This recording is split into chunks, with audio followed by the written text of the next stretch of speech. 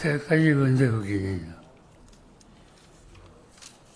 विचार करत होतो किती वर्षांनी मी चाललो.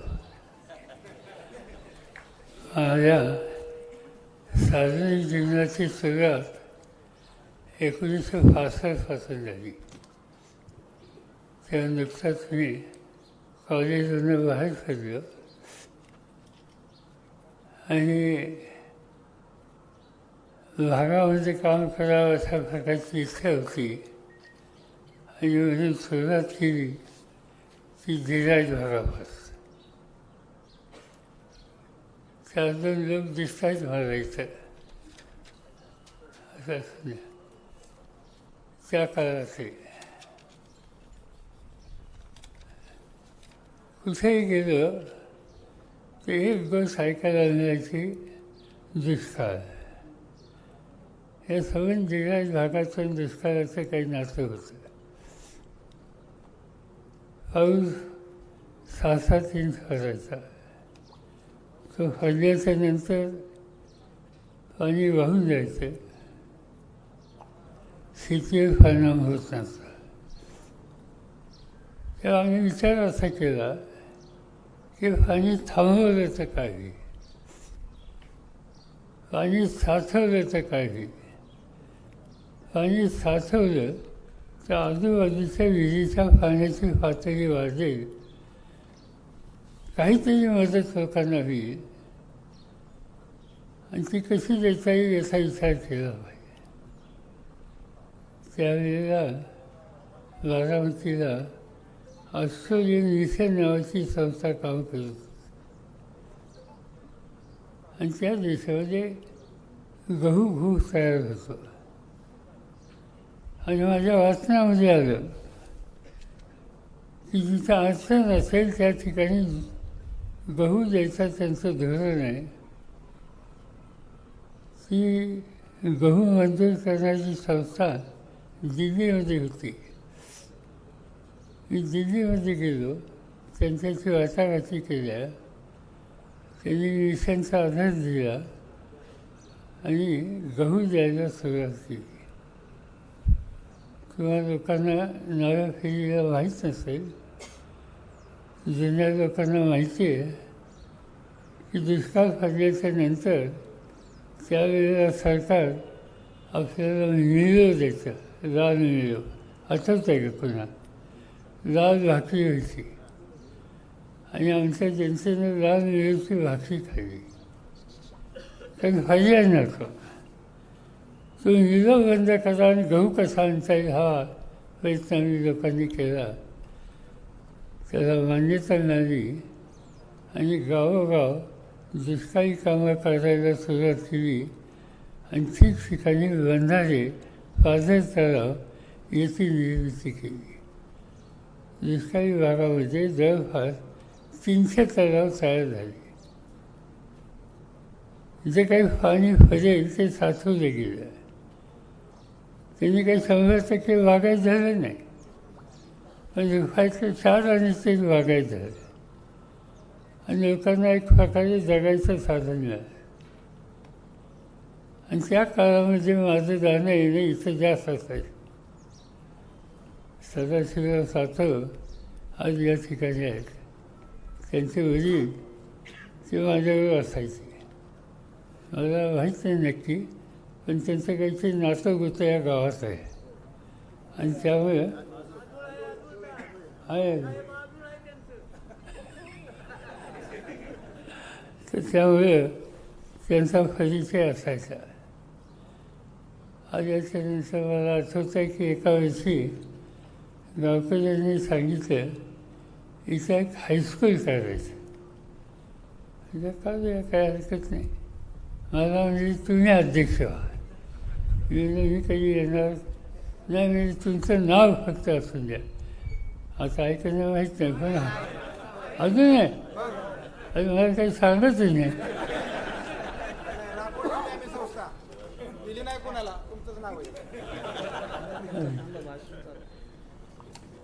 हा वैद्यनाथ शिक्षण मंडळ अध्यक्ष आणि माझंच नाव आहे.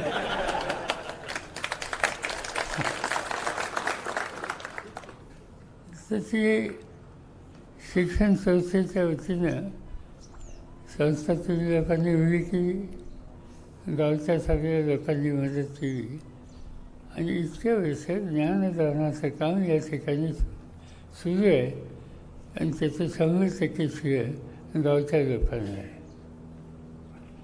नंतरच्या काळामध्ये मला स्वतःलाच तुम्ही महाराष्ट्राच्या विधानसभेमध्ये 1967 साली पाठवलं.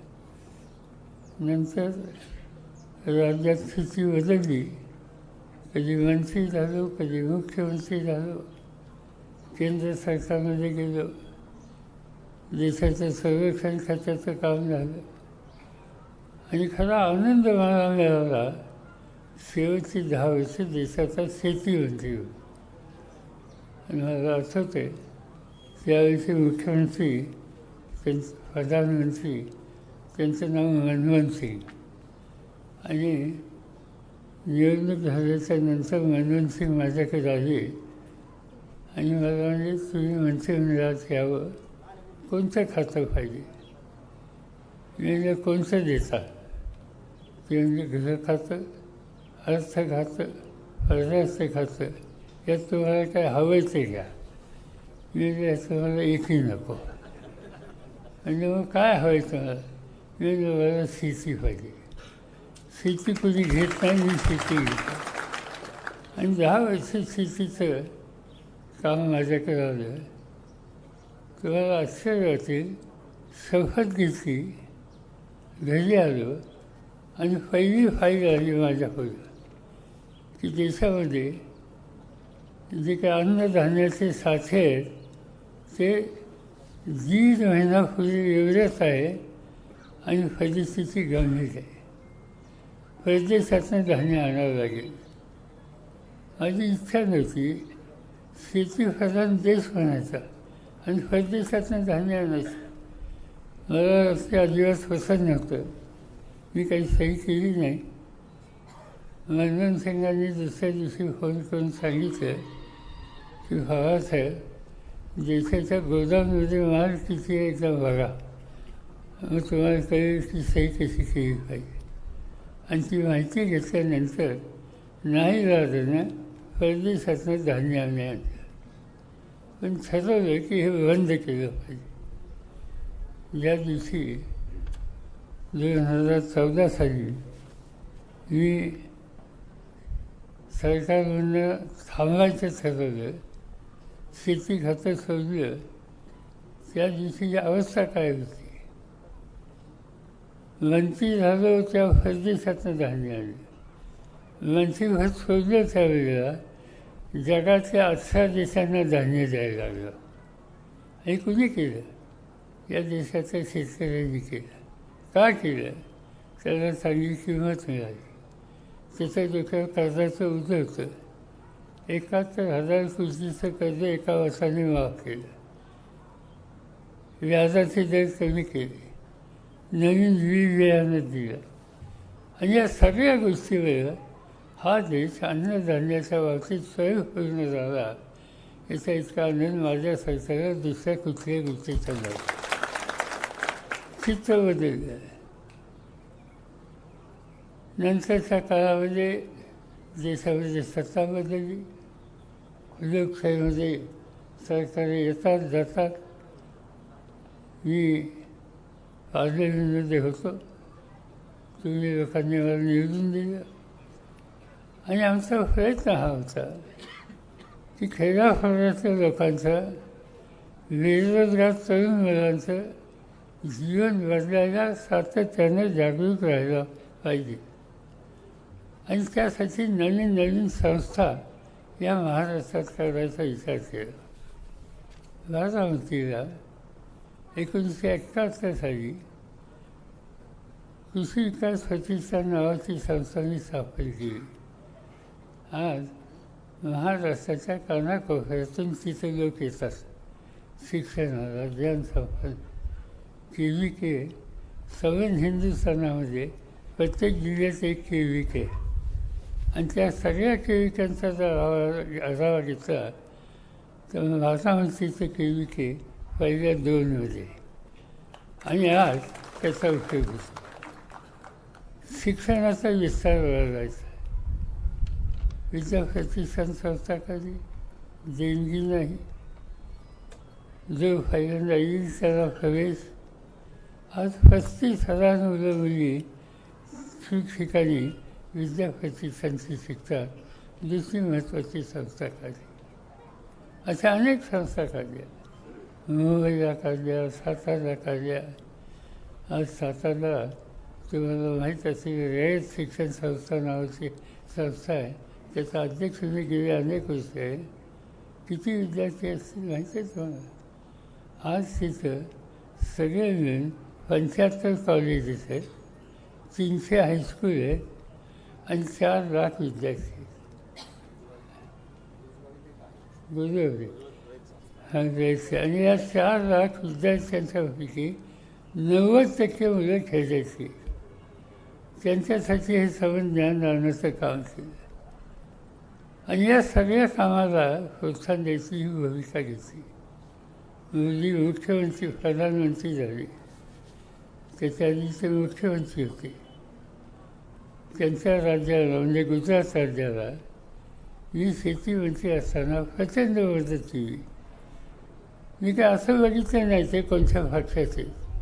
मी हे बघितलं की ते राज्याचे मुख्यमंत्री आहेत, त्या राज्याचा शेतकरी तो जर सुखी करायचा असेल तर राज्याला मदत केली पाहिजे. ते धोरण त्यांनी स्वीकारावं असा आग्रह केला. त्यांनी स्वीकारलं. मी मदत केली. आणि मला असं तर तुम्ही कोणी होता का नाही, एक दिवशी त्यांनी सांगितलं मला बारामतीला यायचं आणि ते इथं आले. इथं आल्याच्या नंतर त्यांनी भाषण केलं की मी जे काही घडवलं त्याच्यात महत्त्वाचं कारण हे काम कसं करायचं हे माझं भोर धरून मला पवारसाहेबांनी शिकवलं. त्यामुळं आज मी हे केलं. हे भाषण त्यांचं आठवतं का परत? त्यांनी इथं केलं देशाचा प्रधानमंत्र्यांनी. आणि आज तेच प्रधानमंत्री वेगळी भूमिका घ्यायला लागली. व्यक्तिगत टीका, त्यांच्या राजकारणामध्ये वेगळ्या विचाराला कोणी भूमिका घेतली तर त्याच्यावर कारवाई. आणि ती कारवाई किती करायची, कुणा करायची? झारखंड नावाचं एक राज्य आहे, आदिवासींचं राज्य आहे. तिथं आदिवासी मुख्यमंत्री. त्यांनी प्रधानमंत्र्यांच्या टीका केली. आज त्याला तुरुंगात टाकले. आज होण्याचं झाली मुख्यमंत्र्याला तुरुंगात. दिल्ली देशाची राजधानी, तिथं राज्य अरविंद केजरीवाल नावाच्या मुख्यमंत्र्याच्याकडे आहे. 3दा मुख्यमंत्री निवडून आले. त्यांनी जे काम केले शिक्षणात, आरोग्यात, ते बघायला देशाच्या बाहेरनं लोक येतात. त्यांनी टीका टिप्पणी केली केंद्र सरकारवर.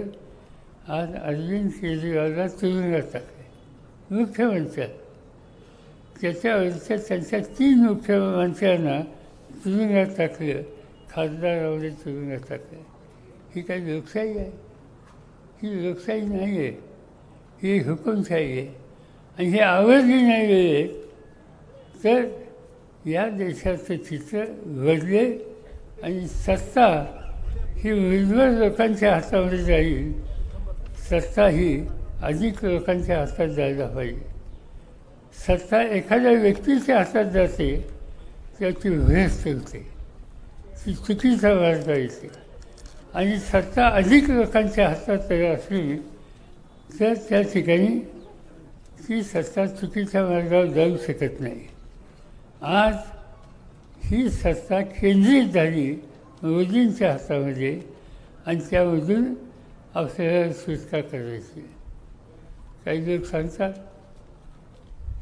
की ही निवडणूक आता सांगितलं गेलं ही स्थानिक नाही आहे, ती मोदी आणि राहुल गांधी यांच्यात आहे.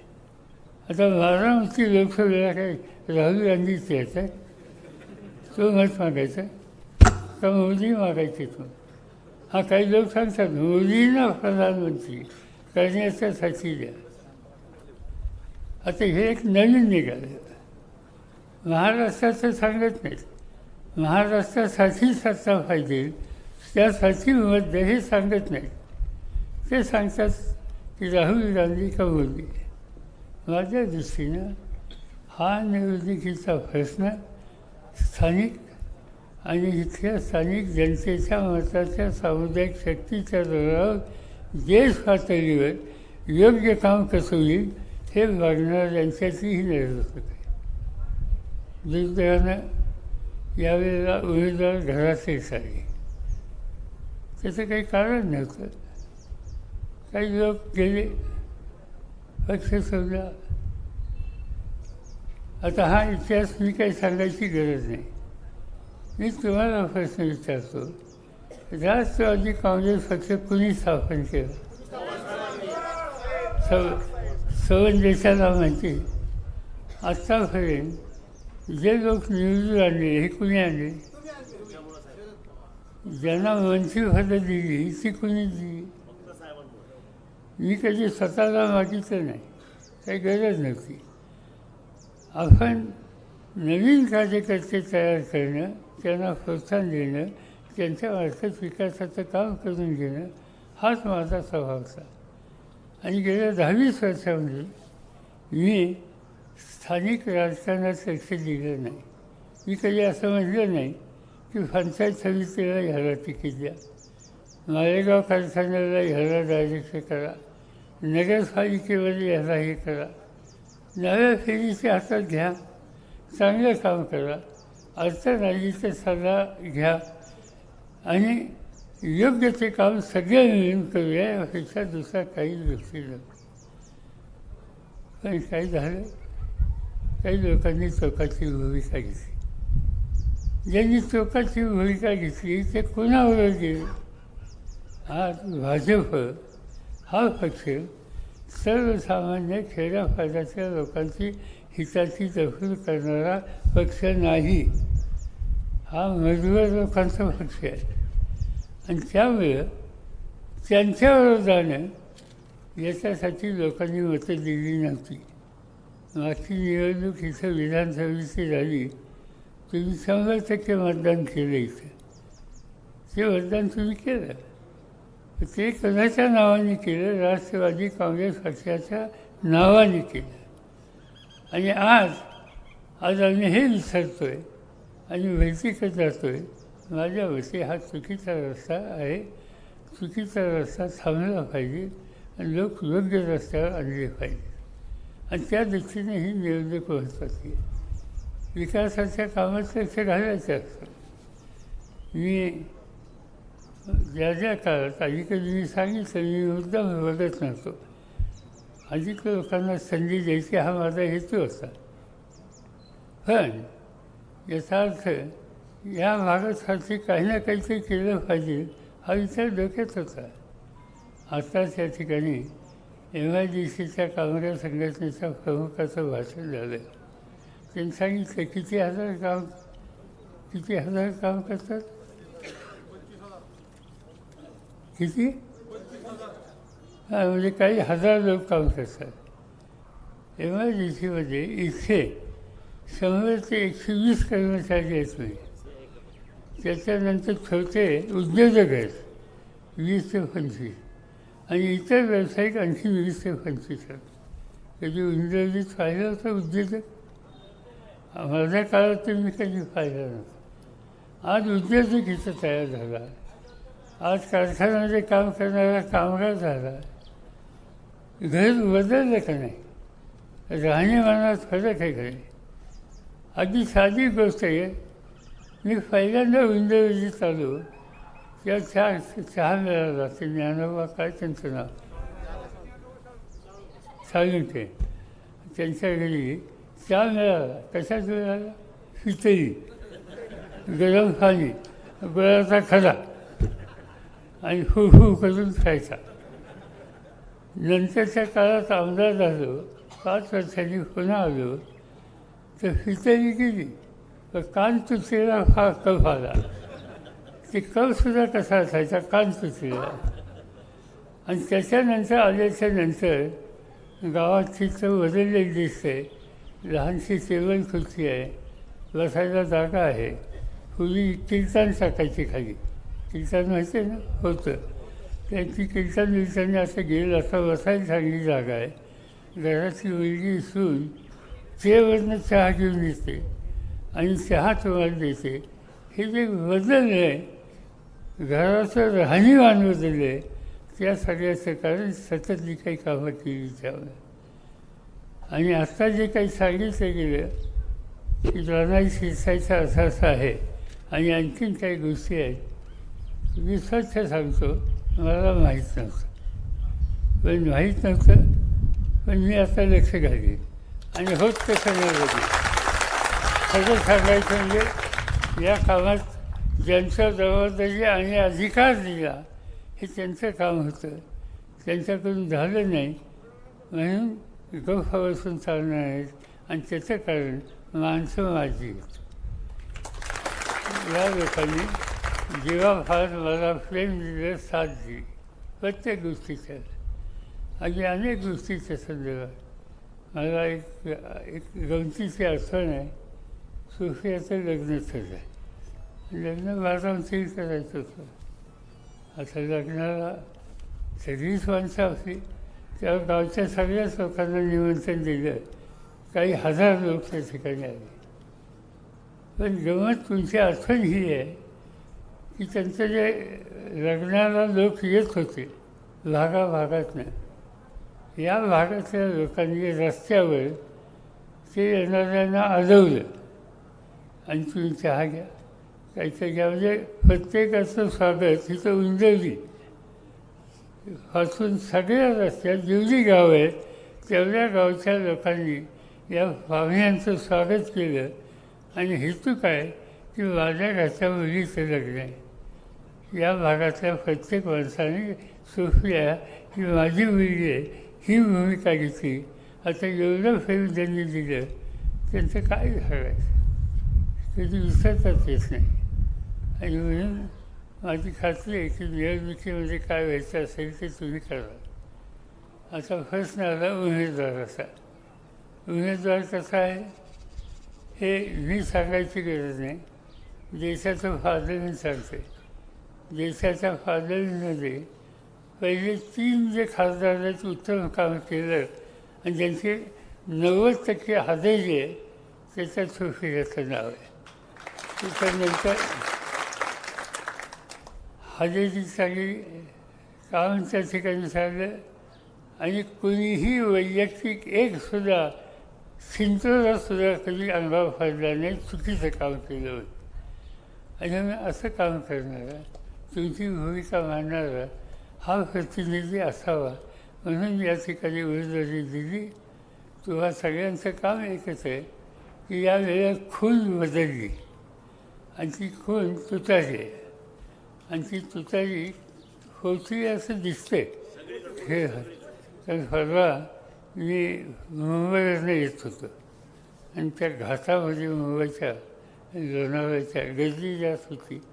गाड्या थांबल्या होत्या, जाम लागलं होतं. माझी गाडी पोलिसनी काढली आणि शेजारी एक शाळेची मुलांची बस होती, ती थांबली होती आणि माझी गाडी चालली तिथनं. त्या मुलांनी मला बघितलं काय केलं, बस म्हणजे शाळेची फळंसुद्धा माझ्या लक्षात आलं तुतारी होती. आणि आज ती तुतारी होती. माझं तुम्हाला सगळ्यांना आग्रहाने सांगणं आहे की नेहमी या जिल्ह्यात भागाने कधी साथ सोडली नाही. उंजरजी आणि ही गावं माझ्या सुरुवातीच्या काळापासून आजपर्यंत सतत बरोबर राहिली. ही एक कौटुंबिक अशा प्रकारचं वातावरण तुम्ही लोकांनी कायम ठेवलं, त्याबद्दल मला कधी विसरता येत नाही. आता मी आज एका ठिकाणी काही लोक आले होते आणि त्यांच्या गावच्या लोकांना मी सहज विचारलं काय चर्चा काय झाली. काय नाही म्हणजे तुतारी. म्हणजे विरोधकांनी काय सांगितलं, म्हणजे विरोधकांनी सांगितलं यांचं वय आता 82 झालं, 84 वय झालं, आता काय त्यांचं अवलंबून आहे. आता असं सांगतात, तुम्ही मगाशी कोणतरी भाषणात सांगितलं की 84 वर्षाचा योद्धा. माझं तुम्हाला सांगणं आहे, हे 84, 80, 85 काढू नका. तुम्ही काय बघितलं मला? हा कधी थांबणार नाही. एकदा लोकांचं काम असतं आणि ज्या लोकांनी साथ दिली त्यांना असं सोडणार नाही. पूर्णपणानं श्वास चालू असेपर्यंत लोकांच्या हिताची जपणूक करणं याशिवाय दुसरं काही नाही. मला सगळं तुम्ही दिलं, काय नाही दिलं. आमदार केलं, मंत्री केलं, मुख्यमंत्री 4दा, संरक्षण मंत्री, शेती मंत्री, पार्लमेंटमध्ये किती वर्ष झाली माहिती आहे तुम्हाला? विधानसभा, लोकसभा आणि राज्यसभा या 3 ठिकाणी सतत 1 दिवसाची सुट्टी नाही, 56 वर्ष झाली. म्हणजे तुम्ही तुमच्या शेतात काम करणारी बैलं त्यांनाही फळ्याच्या दिवशी सुट्टी देतात. मला 56 वर्षात तुम्ही एकदाही सुट्टी दिली नाही. हे काही वागणं बरं आहे का? त्याचा शिक्षेचा भाग सोडून द्या. इतके वर्ष लोकांनी साथ दिली तर माझं नैतिक जबाबदारी आहे की शेवटपर्यंत यांच्यासाठी काम करत राहायचं. ते गावात असो, राज्यात असो, दिल्लीत असो, पण तुम्हा लोकांना पुढे ठेवूनच काम करायचं. हेच सूत्र घेऊन मी काम करतो आहे आणि तुम्हा सगळ्यांची त्याला साथ आहे याबद्दल कृतज्ञता व्यक्त करतो आणि पुढच्या कामाला जायला परवानगी.